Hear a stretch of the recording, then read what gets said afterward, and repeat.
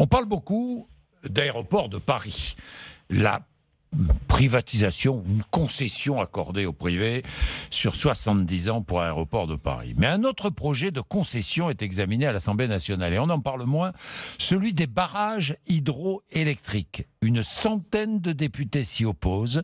Mathieu Rouault. Et ça n'a rien à voir avec les aéroports qu'il s'agit de privatiser ou plutôt d'ouvrir au privé. Pour les barrages hydroélectriques, là il s'agit d'ouvrir à la concurrence. Historiquement, les 400 barrages français sont gérés par EDF. La plupart des concessions arrivent à échéance en 2023.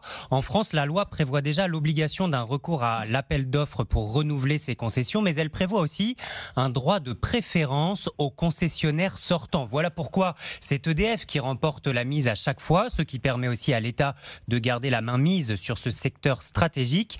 Mais la Commission européenne y voit une rupture d'égalité de traitement, d'autant plus qu'EDF n'est plus un établissement public depuis 2004 et doit être, selon la Commission, traité de la même façon que les autres opérateurs privés. En novembre, la Commission a donc de nouveau pressé la France de revoir les conditions d'attribution de ces marchés. C'est cette résolution que l'Assemblée nationale étudie en ce moment. La centaine de députés qui s'opposent à l'ouverture à la concurrence, parmi lesquels l'ancienne ministre Delphine Batho, dénonce une erreur stratégique. Perdre la main sur la première source d'électricité renouvelable de France risquerait, selon eux, de faire monter les prix et donc d'augmenter la facture des consommateurs.